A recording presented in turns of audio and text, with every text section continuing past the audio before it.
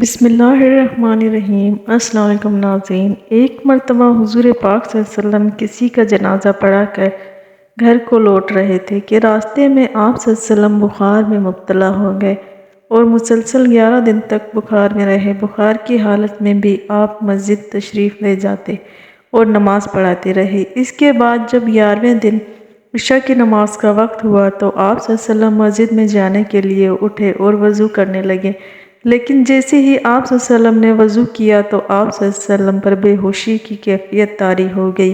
جب ہوش آیا تو آپ صلی اللہ علیہ وسلم نے مسجد میں جانے کے لیے پھر سے وضو کیا، لیکن بخار کی شدت اور کمزوری کی وجہ سے آپ صلی اللہ علیہ وسلم پھر سے بے ہوش ہو گئے۔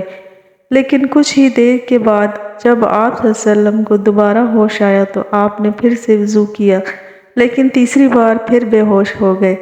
جب آپ کو تیسری بار ہوش آیا تو آپ صلی اللہ علیہ وسلم نے حضرت عائشہ رضی اللہ عنہا سے فرمایا، اے عائشہ، کیا نماز ہو گئی ہے؟ حضرت عائشہ رضی اللہ عنہا نے فرمایا، یا رسول اللہ، ابھی نماز نہیں ہوئی، مسجد میں سب آپ کا انتظار کر رہے ہیں۔ یہ سن کر حضور پاک صلی اللہ علیہ وسلم نے فرمایا، اے عائشہ، ابو بکر سے کہو نماز پڑھائے۔ اس کے بعد جب حضرت ابو بکر رضی اللہ عنہ تک یہ خبر پہنچائی گئی، اللہ کے نبی کا حکم سن کر حضرت ابو بکر رضی اللہ عنہ پہلی بار رسول اللہ صلی اللہ علیہ وسلم کے مسلح پر کھڑے ہوئے۔ جیسے ہی حضرت ابو بکر رضی اللہ عنہ مسلح پر کھڑے ہوئے، آپ پر کپکپی طاری ہو گئی اور آپ رضی اللہ عنہ بے اختیار رونے لگے۔ جب حضرت ابو بکر رضی اللہ عنہ کے رونے کی آواز حضور پاک صلی اللہ علیہ وسلم کے کانوں میں پڑی تو آپ صلی اللہ علیہ وسلم نے ہمت باندھی اور مسجد میں پہنچ گئے اور بیٹھ کر نماز پڑھائی، اور آپ صلی اللہ علیہ وسلم نے بیٹھ کر ایک خطبہ بھی ارشاد فرمایا، جس میں فرمایا، اے مسلمانوں،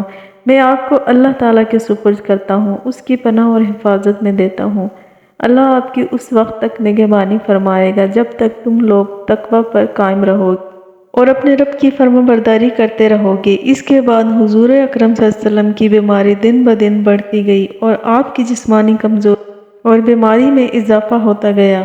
اس کے بعد 14ویں دن جب مسجد نبی سے فجر کی آواز بلند ہوئی تو مدینے کے مسلمان مسجد میں پہنچے۔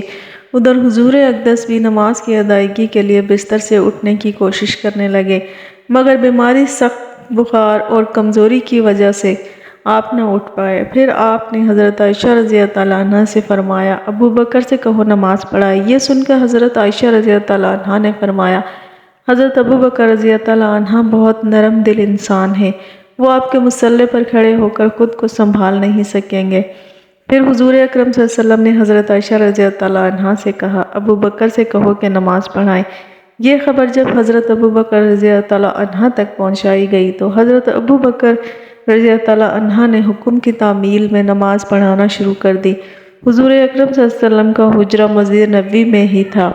نماز کی آواز آپ صلی اللہ علیہ وسلم کے کانوں میں پڑی تو آپ صلی اللہ علیہ وسلم سے رہا نہ گیا اور آپ 2 آدمیوں کے سہارے سے مسجد میں تشریف لے گئے اور آپ نے حضرت ابو بکر صدیق رضی اللہ عنہ کی ابتدا میں نماز عطا کی۔ یہ نماز حضور اکرم صلی اللہ علیہ وسلم کی آخری نماز تھی جسے آپ صلی اللہ علیہ وسلم نے باجماعت عطا کیا تھا۔ نماز کے بعد صحابہ حضور اکرم صلی اللہ علیہ وسلم کی حالت دیکھ کر پریشان ہو گئے۔ اس موقع پر آپ صلی اللہ علیہ وسلم نے کچھ باتیں امت کے سامنے رکھیں۔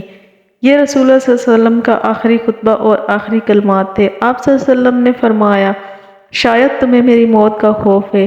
سب نے کہا، جی ہاں، اے اللہ کے رسول۔ جس پر آپ صلی اللہ علیہ وسلم نے کہا، اے لوگوں، تم سے میری ملاقات کی جگہ حوض کوثر ہے، خدا کی قسم میں یہاں سے حوض کوثر کو دیکھ رہا ہوں۔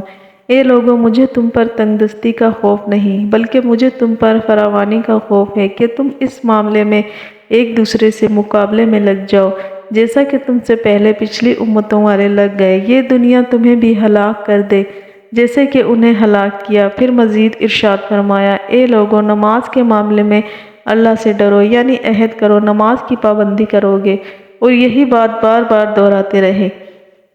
عورتوں کے معاملے میں اللہ سے ڈرو اور تمہیں عورتوں سے نیک سلوک کی وصیت کرتا ہوں۔ اور فرمایا کہ اے لوگوں، ایک بندے کو اللہ نے اختیار دیا کہ دنیا کو چن لے یا اسے چن لے جو اللہ کے پاس ہے۔ اس نے اسے پسند کیا جو اللہ کے پاس ہے۔ اس جملے سے حضور اکرم صلی اللہ علیہ وسلم کا مقصد کوئی نہ سمجھا، حالانکہ ان کی اپنی ذات مراد تھی، جبکہ حضرت ابو بکر صدیق رضی اللہ عنہ وہ تنہا شخص تھے جو اس جملے کو سمجھے۔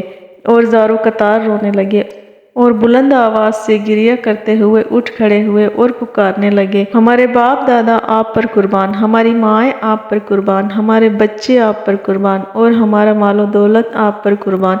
حضرت ابوبکر رضی اللہ عنہ روتے جاتے ہیں اور یہی الفاظ کہتے جاتے ہیں۔ صحابہ کرام ناگواری سے حضرت ابوبکر رضی اللہ عنہ کی طرف دیکھنے لگے کہ انہوں نے نبی پاک صلی اللہ علیہ وسلم کی بات کیسے قطع کر دی۔ اس پر آپ صلی اللہ علیہ وسلم نے حضرت ابوبکر صدیق رضی اللہ عنہ کا دفاع ان الفاظ میں فرمایا، اے لوگو، ابوبکر کو چھوڑ دو، تم میں سے ایسا کوئی نہیں جس نے میرے ساتھ کوئی بھلائی نہ کی ہو اور میں نے اس کا بدلہ نہ دیا ہو سوائے ابوبکر کے کہ اس کا بدلہ میں نہیں دے سکا، اس کا بدلہ میں نے اللہ پر چھوڑ دیا۔ مسجد نبی میں کھلنے والے تمام دروازے بند کر دیے جائیں سوائے ابوبکر کے دروازے کے جو کبھی بند نہیں ہوگا۔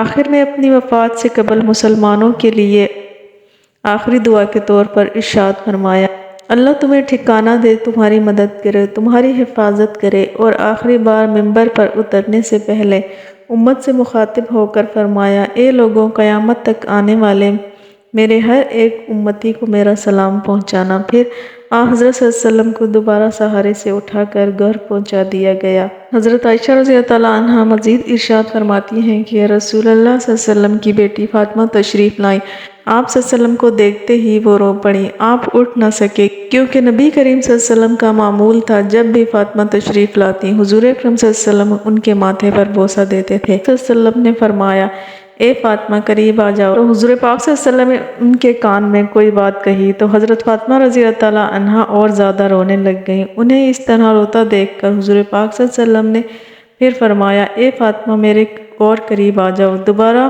ان کے کان میں کوئی بات ارشاد فرمائی تو وہ خوش ہونے لگی۔ حضور پاک صلی اللہ علیہ وسلم کے وصال کے بعد میں نے سیدہ فاطمہ سے پوچھا کہ وہ کیا بات تھی جس پر تم روئی اور پھر خوشی کا اظہار بھی کیا؟ سیدہ فاطمہ کہنے لگیں کہ پہلی بار جب میں قریب ہوئی تو فرمایا، فاطمہ میں آج رات اس دنیا سے کوچ کرنے والا ہوں، اور میں رونے لگی۔ جب انہوں نے مجھے بے تحاشا روتے دیکھا تو فرمایا، اے فاطمہ میرے اہل خانہ میں سب سے پہلے تم مجھے عامل ہوگی، جس پر میں خوش ہو گئی۔ حضرت عائشہ رضی اللہ عنہا فرماتی ہیں پھر حضرت صلی اللہ علیہ وسلم نے سب کو گھر سے باہر جانے کا حکم دے کر مجھے فرمایا، عائشہ میرے قریب آ جاؤ۔ حضرت محمد صلی اللہ علیہ وسلم نے ہاتھ آسمان کی طرف بلند کر کے فرمانے لگے، میں اللہ کی صدیقین، شہداء اور صالحین کی رفاقت کو اختیار کرتا ہوں۔ عائشہ رضی اللہ عنہا فرماتی ہیں کہ میں سمجھ گئی کہ انہوں نے آخرت کو چن لیا ہے۔ پھر حضرت جبریل علیہ السلام خدمت اقدس میں حاضر ہوئے، یا رسول اللہ، ملک الموت دروازے پر کھڑے ہو کر شرف باریابی چاہتے ہیں۔ انہوں نے پوچھا، آپ سے پہلے آپ نے کسی سے اجازت نہیں مانگی؟ آپ نے فرمایا، جبریل اسے آنے دو۔ ملک الموت رسول اللہ صلی اللہ علیہ وسلم کے گھر میں داخل ہوئے اور کہا، السلام علیکم یا رسول اللہ، مجھے اللہ نے آپ سے اجازت لینے کے لیے بھیجا ہے کہ آپ دنیا میں رہنا چاہتے ہیں یا اللہ سبحانہ تعالیٰ کے پاس جانا پسند کرتے ہیں؟ فرمایا، مجھے عمدہ و اعلیٰ رفاقت پسند ہے۔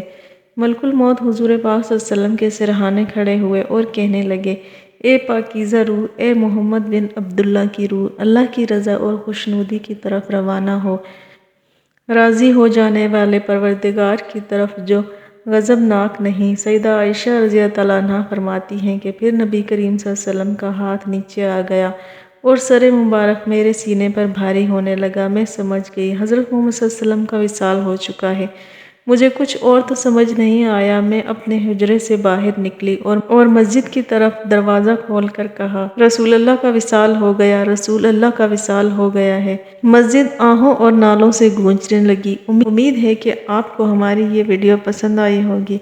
اسی طرح کی اسلامک ویڈیوز دیکھنے کے لیے ہمارے چینل کو لائک اور سبسکرائب کریں۔